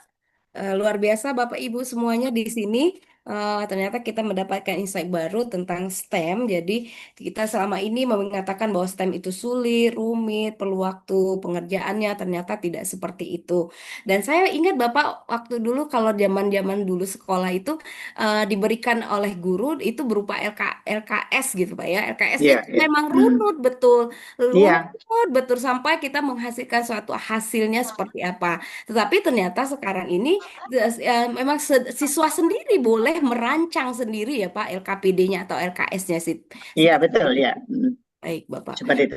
Mm-mm. Baik, Bapak Ibu, apakah masih ada yang akan ditanyakan atau boleh langsung ke di dibuat di kolom chat? Silakan Bapak Ibu. Mengingatkan kembali kepada peserta, silakan mengisi link eh, kehadiran yang sudah di-share di kolom chat. Ada lagi Bapak Ibu? Izin Bu. Boleh, silakan Bapak.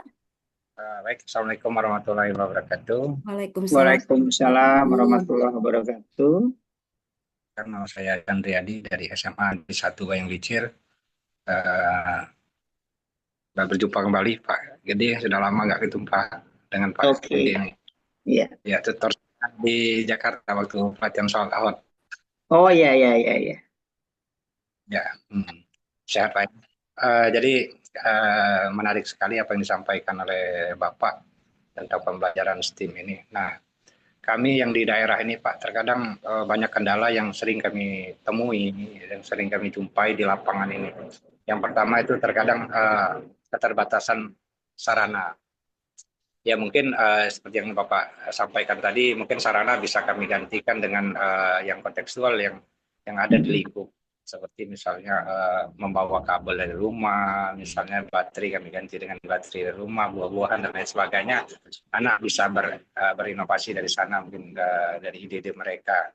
Nah, yang kadang menjadi kendala ini Pak, sering kami jumpai waktu. Terkadang kita merancang pembelajaran itu SDM-nya kadang udah bagus, udah rapi dalam bentuk administrasi dan semacamnya. Ini loh yang akan kita rencanakan. Tetapi terkadang di lapangan tidak sesuai dengan apa yang ada di dalam rancangan kita, Pak. Contohnya seperti ini, Pak. Di rancangan kita misalnya pada saat itu kita butuh waktu misalnya 120 menit untuk menyelesaikan pembelajaran ini di laboratorium. Nah, tapi fakta di lapangan kita kadang lebih, Pak. Kadang lebih dari 120 menit. Karena kita ada kendala di sana. Kenapa? Karena laboratorium kami seperti di SMA 1 Bayung ini tidak ada petugas khusus yang menyiapkan tentang peralatan, percobaan apa, sehingga kami selaku guru kimia sendiri kadang keteteran harus menyiapkan alat, harus menyiapkan ini dan itu, sehingga terkadang waktu kami itu sangat-sangat sempit sekali. Nah, sehingga dengan hal yang demikian, kendala yang sering kami jumpai, terkadang di rancangan itu untuk 1 kali pertemuan itu sudah selesai, sehingga dengan kendala yang ada kami harus menyelesaikan itu 2 pertemuan sampai 3 kali pertemuan. Nah, sehingga apa dampaknya? Sehingga materi untuk selanjutnya itu tidak tersampaikan pada saat habis selesai semester kan. Jadi ada beberapa misalnya 1 bab nggak tercapai pada saat itu. Nah, bagaimana Pak? Seperti itu, apakah dibolehkan atau tidak atau seperti apa Pak? Nah, kemudian yang kedua, adakah Pak kiat-kiat untuk menyelesaikan permasalahan yang seperti itu Pak? Saya kira terima kasih Pak. Baik Pak Chandriadi, pada prinsipnya kan begini, pembelajaran itu adalah proses gitu ya, sehingga kita tidak harus misalkan selalu bertumpu pada target kurikulum gitu. Jadi yang kita lebih tekankan itu adalah proses.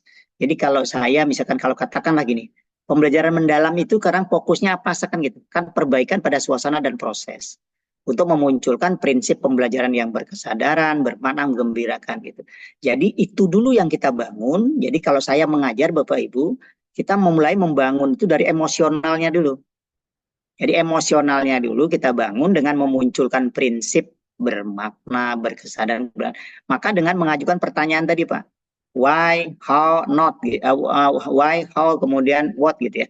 Nah terus yang berikutnya pembelajaran prakteknya itu kan kalau saya itu tidak harus di laboratorium, Pak. Jadi saya bisa melakukan aktivitas itu bisa di kelas, bisa di teras, bisa di mana saja mereka melakukannya gitu. Nah, karena saya bebankan kepada mereka untuk menyiapkan alat dan bahannya itu gitu. Tetapi ketika itu membutuhkan bahan kimia, itu harus di laboratorium. Gitu. Artinya kitalah yang harus mengatur, memanage waktu, sehingga bagaimana agar pada prinsipnya yang kita utamakan tuh pembelajaran itu yang kita bisa munculkan prinsip tadi. Jadi anak itu tertarik secara intrinsik terhadap pembelajaran, kemudian bagaimana misalkan dapat sedikit tapi bermakna dibandingkan kita ngejar banyak tapi tidak dapat apa-apa justru gitu. Jadi lebih baik sebenarnya lebih difokuskan pada prosesnya. Bagaimana memunculkan prinsip dari pengalaman belajar, dari dia paham, lalu dia mengaplikasi, sampai dia mampu bahkan merefleksi gitu. Jadi menggembirakan itu tidak selalu sama dengan menyenangkan gitu. Jadi menggembirakan itu lebih pada ke bagaimana anak bisa mengevaluasi proses belajarnya, bagaimana anak bisa sampai katakanlah sampai dia mengatakan, oh ini yang dimaksud guru tadi, yang dimaksud ibu tadi, yang bapak tadi gitu. Jadi sampai itu yang sebenarnya yang kita dorong sekarang gitu Pak. Jadi kalau anak belajar tentang konsepnya, itu bisa berasal dari mana saja. Tapi proses bagaimana itu memunculkan prinsip berkesadaran, bermakna, menggembirakan, itu betul-betul peran guru untuk menjadi fasilitatornya di situ. Saya kira itu. Oke, ini ada lagi pertanyaan dari Ibu Yulia ya. Ya, ya silakan Bapak. Iya.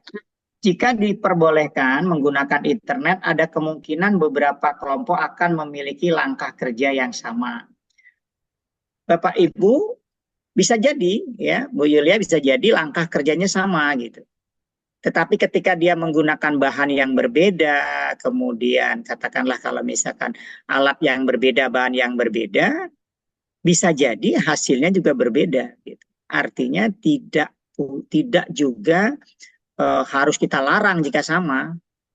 Nah, oleh karena itu sebenarnya yang perlu kita lakukan saat merancang pembelajaran itu adalah memberikan arahan atau rambu-rambu gitu ya. Seperti apa. Sehingga kalau saya misalkan mengajak mereka merancang yang membuat sel polta komersial itu, sel polta dari bahan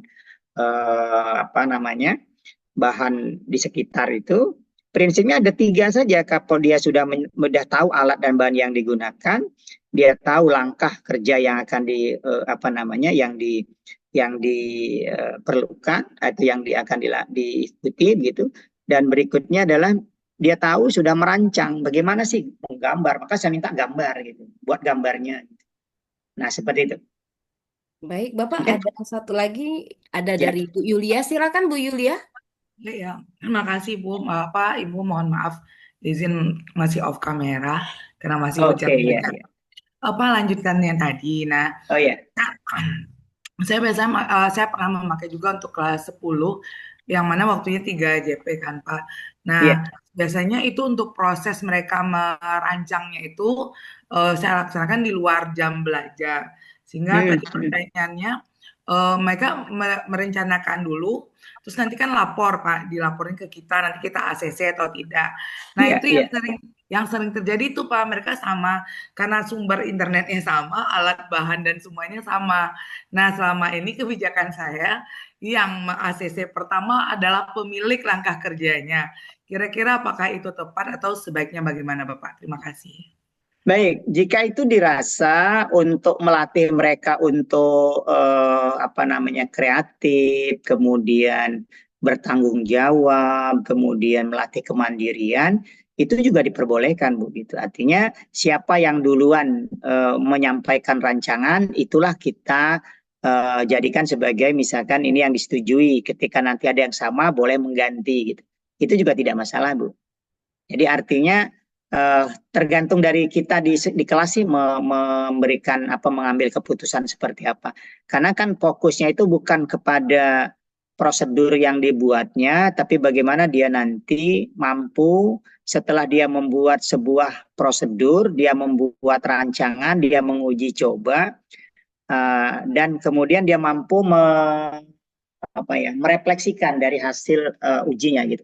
Contoh kemarin misalkan ada satu kelompok tidak berhasil. Sementara yang lain sudah semuanya berhasil gitu. Lalu saya dekati gitu. Kemudian saya coba tanya, coba cek rangkaiannya gitu. Oke sudah Pak lah benar gitu. Udah cek. Oh ternyata ada yang terbalik gitu. Katode ketemu katode misalkan. Nah baru saya coba cek lagi gitu. Coba benar nggak? Kamu urut dulu rangkaian itu. Nah ketika dia berhasil menemukan atau berhasil memperbaiki itu, di situ yang saya katakan bahwa ada unsur menggembirakannya itu di situ. Gitu. Dia betul-betul misalnya sampai berteriak, ya. Nah, yang seperti itu yang disebut dengan aha moment itu yang seperti itu. Gitu. Jadi artinya tidak masalah Bu Yulia ketika misalkan nanti kita memberikan punya kebijakan ketika misalkan nanti yang sudah duluan itulah yang kita setujui, kemudian yang berikutnya berarti harus berupaya mencari yang berbeda gitu. Nah, seperti itu. Terima kasih Pak. Baik, sama-sama Bu. Baik, terima kasih Bu Yulia Sari. Bapak Ibu, apakah masih ada yang akan bertanya? Silakan. Masih ada sekitar waktu 10 menit lagi. Silakan.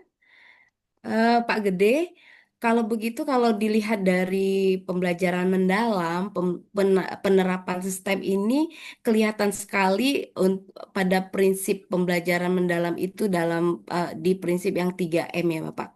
Memahami, mengaplikasi, dan merefleksi. Jadi sistemnya itu kelihatan banget ya Pak ya pada saat kita mengaplikasikannya itu. Seperti itu nggak? Iya betul. Mm-mm. Jadi justru itu Bapak Ibu yang perlu kita pahami bahwa STEM ini dalam rangka menguatkan PM gitu. Karena kalau di STEM pasti ada nanti mengaplikasikan. Mengaplikasi itu di jelas sekali gitu. Bagaimana dia menerapkan pemahaman gitu ya terhadap apa namanya sains yang dia pelajari gitu. Mengaplikasi bahkan sampai merefleksi gitu. Mungkin Ya, seperti itu. baik Bapak. Bapak Ibu yang saya hormati, terima kasih masih berada di sini. Apakah masih ada pertanyaan? Silakan, masih ada waktu. Silakan dituliskan di kolom chat atau masih ada yang mau raise hand, silakan kami masih berikan waktu bersama dengan narasumber kita Bapak Iga Ini Dara. Ibu Kadek ini dari SMA Negeri 1 ya Bu ya? Oh iya, saya pernah ke SMA 2 Bu, SMA Negeri 2 Tabanan itu. Waktu zamannya SMA Jonasi itu. Ya. Iya Bapak. SMA Salam 2 kenal Bapak. Tabanan ke SMA Mengui waktu itu saya tugasnya itu. Oke. SMA Salam kenal 1 Bapak. dengan ini nggak Pak Iya. siapa Pak aduh Pak Swardana Pak Ya, Bapak SMA 1 Swardana kan? Wenten. Iya, Ya, Pak iya, Wayan iya, Swardana Wayan, nggih. Pak Wayan Iya. Swardana ya. Iya. Oh itu Nggih, teman-teman Bapak, saya udah benar. lama nggak ketemu ya. Dulu sama-sama di direktorat dulu. Iya, iya betul udah Nggih. sama-sama. Ya, Nggih, Bapak. ya, ya, ya. Oke. Kalau tidak ada mungkin cukup Baik, Bu. ya. Ya, mungkin kita akhiri. Ya, Silakan. Ya. baik Bapak Ibu, guru hebat. Kalau tidak ada lagi pertanyaan, mungkin kita kita akhiri saja pertemuan kita dengan materi yang sudah disampaikan oleh Pak Made. Mudah-mudahan ini nanti bisa kita implementasikan di pembelajaran kimia di sekolah kita masing-masing. Terima kasih Pak Gede atas ilmunya yang sangat bermanfaat bagi kami, yang membuka insight baru bagi kami bahwa STEM itu ternyata tidak susah, tidak yang sulit yang seperti yang kami bayangkan selama ini.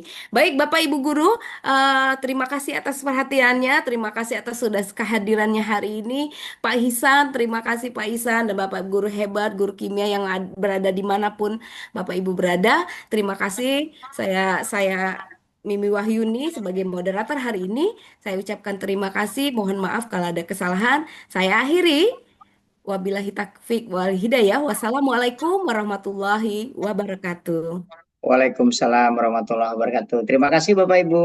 Ya, terima kasih Pak.